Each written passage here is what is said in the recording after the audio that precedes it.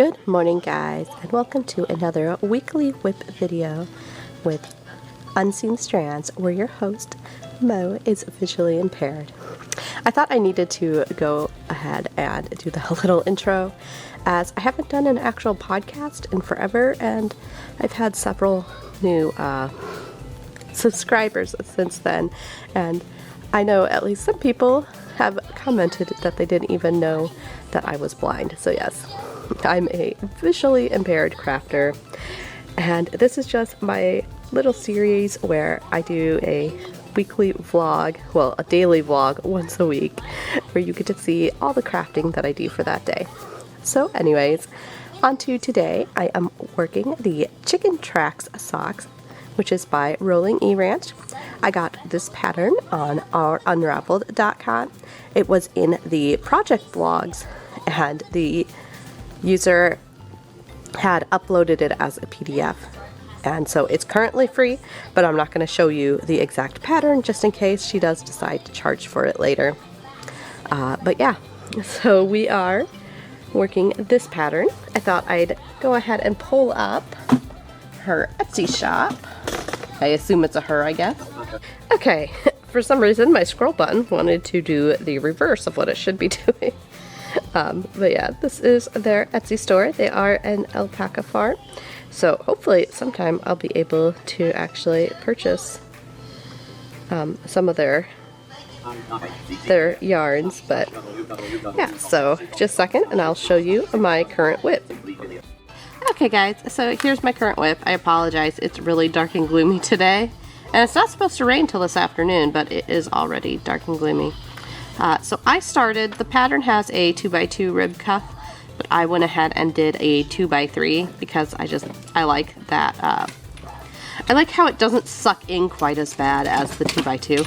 Hi Fjord, who is currently playing with the window blind pole.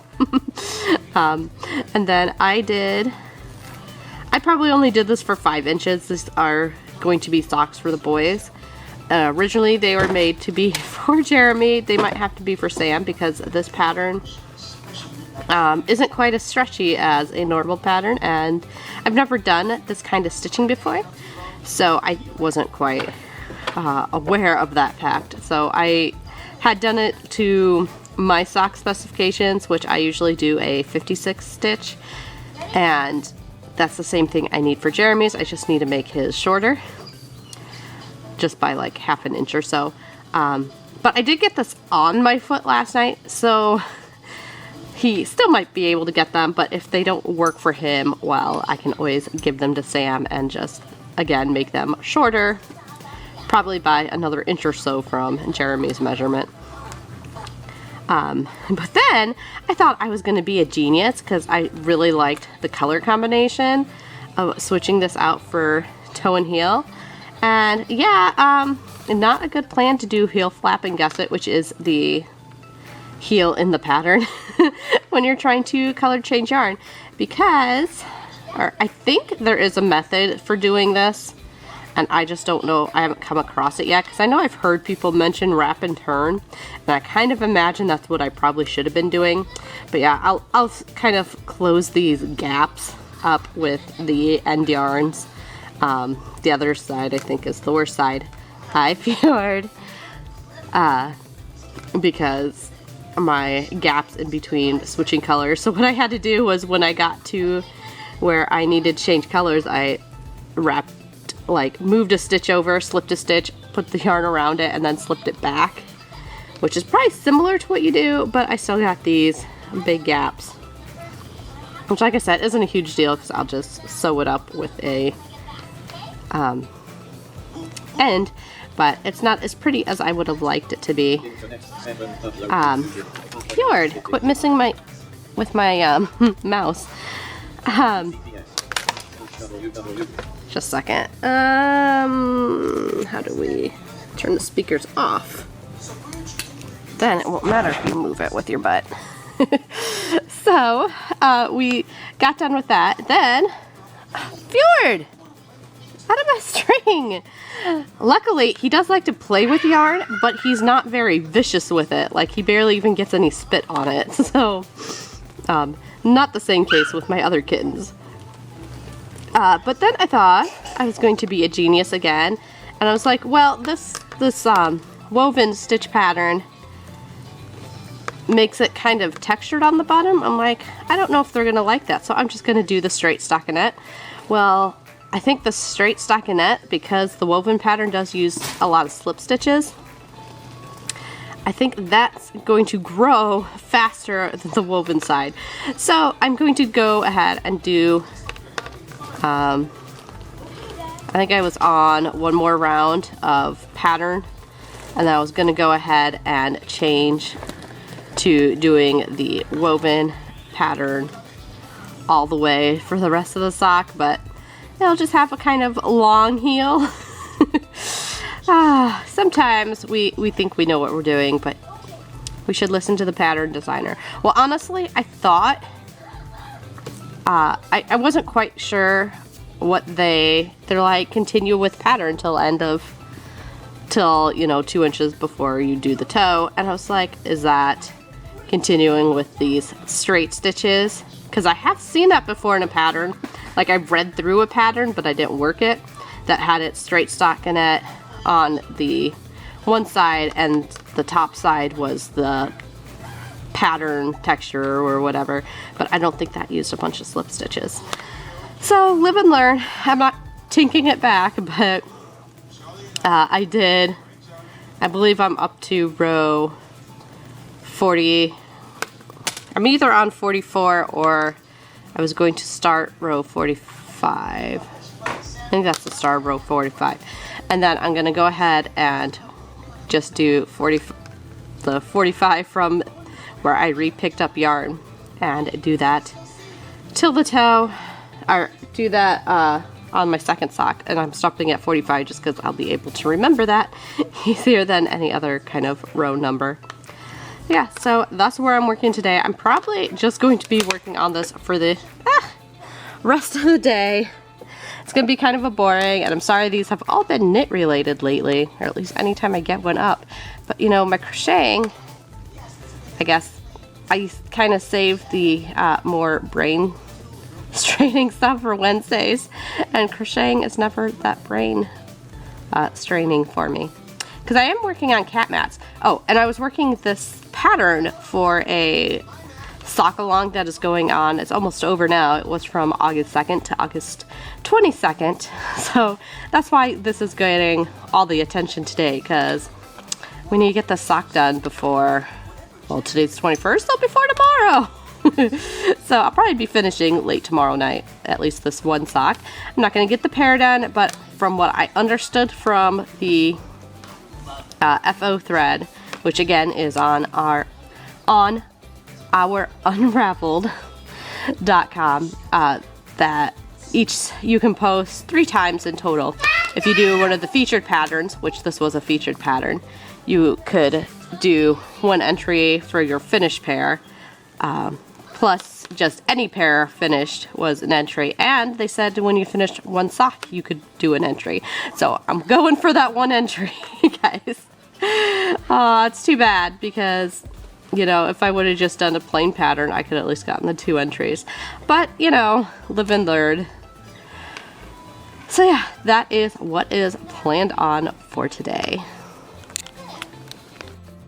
Okay guys, so for one, I lied to you. I was only on row 35 or so when I showed you this yesterday. And now I'm on row, what did I decide? 57 or 58. I forget which row. I think I'm on 58. I got a couple more rounds, and then I'm going to go try this on Jeremy again. I did try it on him yesterday night, and I did get it on him, so it looks like it will be for him. Kind of doubting I'll have this done for the Cal tonight, but we can still try.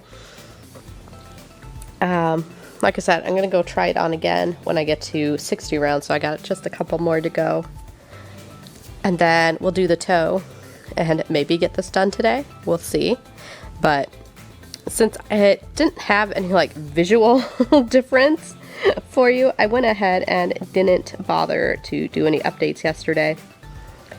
And I'll probably just see what I can get done of the toe, and then upload that as my weekly whip, even though it's kind of going to be over a day and a half, or at least probably 2 days instead of just 1 day, like our normal weekly whips. Okay guys, look where I'm at. I have switched colors, so we are in the final home stretch, and it's about dinner time on Thursday. Okay guys, here I am, ready for Kitchener, so I will be able to get done today, which will be awesome because then at least I can get one entry into the along. Hey guys, I just wanted to close off this episode since I never got a chance to do that. We're now on Monday of the next week, and as you can probably hear, I have developed a cold, which is one reason I didn't get this finished and, edited and put up last week.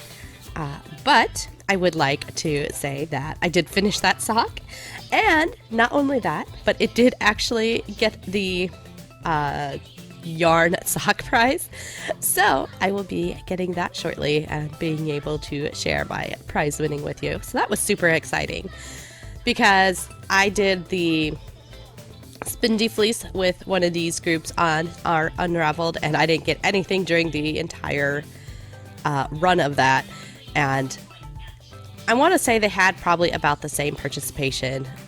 It's nice because it's a much smaller platform than Ravelry, so a lot of these groups are a lot smaller, so you don't have quite as many, thousands of people going for the same prize as you. But yeah, so I think that's about it. Oh, and another reason I didn't get this little weekly whip up on a timely matter was because I have been labeling up a store. As you may have seen in my last video, which I will try to remember to link here, I got a new labeling system, and guys, this is a lifesaver for me. I am going through and labeling every single individual skein of yarn. Not only have I discovered that I can use the label and put it directly around one skein of yarn, but I can also make a photocopy, or I have a printer with a copier in it. I can make a copy of that label and put it on any additional skeins of yarn of the same color. Oh my god, guys, this is such a major lifesaver for me. No more having to depend on my children and my husband for every time I want to go and add something to a project. Now I just have to annoy the heck out of them while I'm getting everything labeled. But once that is done, I don't need them anymore, and that is so amazing for me. So that's another reason this video is up late, because I have been spending every spare moment trying to get things labeled and put into my system, and making this a super handy alternative for me. Not only does this help me with my yarn stash, but maybe this will help motivate me to get back up my Etsy store, because I can label my ribbons and keep it so I don't have to have the kids tell me what the ribbon is and get it uploaded. And I mean, guys, this is such a life-changing system for me. Granted, the app could use some more helpful things, like maybe folders to put your labels into, but it's a start, and it's amazing, and as long as it's available, I'm going to use the heck out of it. So anyways, if you didn't know what that was, this is the Pack and Track label system. It is by Duct, which is, like duct tape. It is by their brand, but the labels, at least from what I could tell online, are only available at Walmart stores. They do run about $10 for a 40 label set, although we have been finding them on clearance. Where we can find them on clearance, they are $2, and another store, which still had a bajillion packages, they were $4 labeled as their shelf price. So I've spent maybe, well, by the time I get my copy paper and possibly more toner for our printer, I'll have spent like $100 on this labeling system, but it's going to label me so much. Like, I want to say I'll have 1,000-ish QR codes, and yeah, I am just so over the moon with this labeling system. I'm so excited. But yeah, anyways, so that is it for this week's Weekly Whip Wednesday. That is getting released to you on Monday and really was Wednesday, Thursday. So anyways, guys, I hope you enjoy these little weekly vlogs. And if you enjoyed it, I hope you hook the like button and subscribe. Talk to you later, guys.